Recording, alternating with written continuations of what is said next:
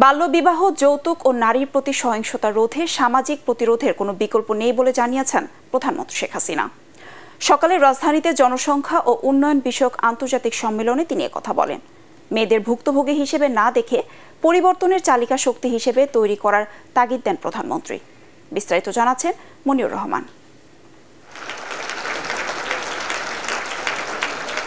Japan ও Bulgaria সরকারের সহযোগিতায় জনসংখ্যাগত বৈচিত্র্য ও টেকসই উন্নয়ন বিষয়ক 2 দিনের বৈশ্বিক সংলাপের আয়োজন করেছে বাংলাদেশ। সকালে হোটেল ইন্টারকন্টিনেন্টালে সম্মেলনের উদ্বোধন করেন প্রধানমন্ত্রী শেখ হাসিনা। অনুষ্ঠানে তিনি বলেন, ৭৫-এর পর অবৈধভাবে ক্ষমতা দখলকারী অগণতান্ত্রিক সরকারের অদূরদর্শী নীতির কারণে দেশের জনসংখ্যা ব্যবস্থাপনায় আশানুরূপ সাফল্য আসেনি।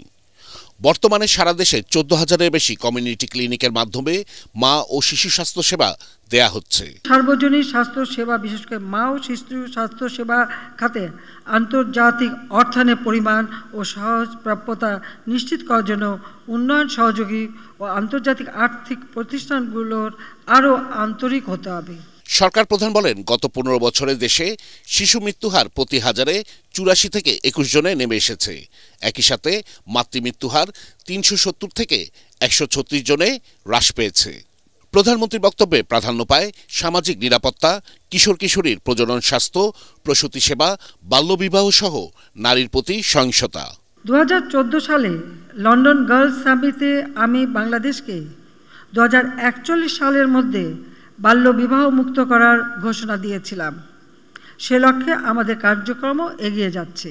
বাল্যবিবাহ, যৌতুক, নারীর প্রতি সহিংসতা রোধে সম্মিলিত সামাজিক আন্দোলনের কোনো বিকল্প নেই।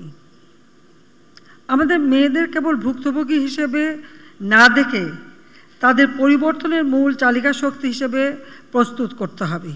এ সময় রোহিঙ্গা শরণার্থীদের নিজ দেশে প্রত্যাবাসন ও ফিলিস্তিনে গণহত্যা বন্ধে আন্তর্জাতিক সম্প্রদায়কে সোচ্চার হওয়ার আহ্বান জানান প্রধানমন্ত্রী। বিপুল সংখ্যক নারী ও শিশু ফিলিস্তিনে আজ প্রয়োজনীয় চিকিৎসা ও স্বাস্থ্য সেবা থেকে বঞ্চিত। প্রতিনিয়ত জীবন মৃত্যুর সঙ্গে তারা লড়াই করছে। আমি আশা করি জাতিসংঘ সহ অন্যান্য আন্তর্জাতিক সংস্থা সেখানে সকলের জন্য, বিশেষ করে নারী ও শিশুর জন্য প্রয়োজনীয় স্বাস্থ্য সেবা নিশ্চিত করতে আরও কার্যকর ভূমিকা পালন করবে। আমরা যুদ্ধ চাই না, শান্তি চাই। কাজে এই সমস্ত সংঘাত বন্ধ হোক, সেটাই আমরা কামনা করি। অনুষ্ঠানে বুলগেরিয়া, জাপান, কিরিবাস ও মালদ্বীপ সহ ৪৮ দেশের প্রতিনিধিরা উপস্থিত ছিলেন। মনিউর রহমান, এটিএন বাংলা, ঢাকা।